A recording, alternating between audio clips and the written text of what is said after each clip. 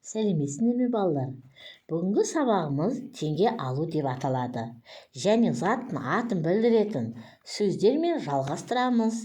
Бүгінгі сабақта суреттің мазмұны бойынша қойылған сұрақтарға жауап береміз.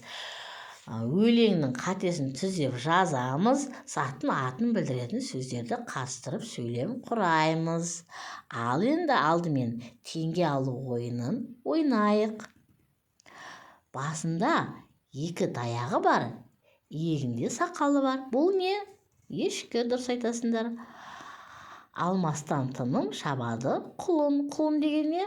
Жылқының баласы. Апан ескі шапан, иір қобыз жарық жұлдыз. Бұл не? Түйе, дұрыс айтасыңдар.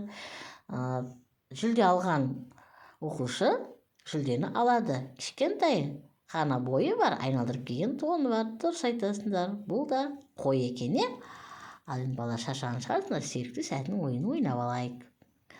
Ал жарайсыңдар, енді тыңдаймыз кәні. Теңге алу ойыны. Теңге алу ат спортына жататын ұлттық ойындардың бірі. Теңге алу ойыны тегіс жерде өткізіледі. Ойынға ересек адамдар ғана қатысады. Тегіс жерге шүберекке түйілген теңге тасталады.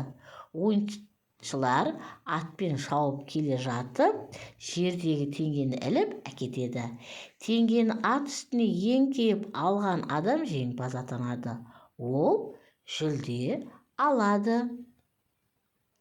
Ал енді балалар, сіздерге оқып аламыз. Жарайсыңдар, оқып болсыңдар, енді сұрақ қоямын. Теңге алу ойыны қай жерде өтеді?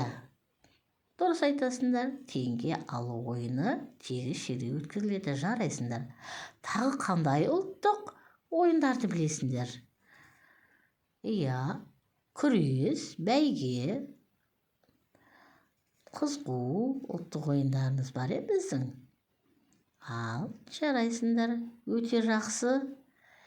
Енді дәптерімізді ашып жазамыз. Көркем жазамыз.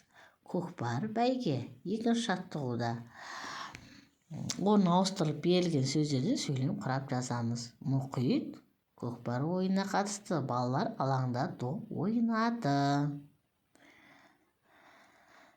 Енді балалар үшінші жаттығуда өлеңді тиісті сөзді қойып оқимыз. Біздің жиен құлын байқамаппын бұрын, желді басып озғандай қатты шапты бүгін. Ал осы жерде қай сөздерді қоямыз? Құлын бұрын озғандай бүгін деген сөздерді қойып отырмыз, е? Дұрыс. Дұрыс айтасыңдар. Енді мына жерде дұрыс айтасың. Бүгін қойдық. Енді өзім орындай аламын.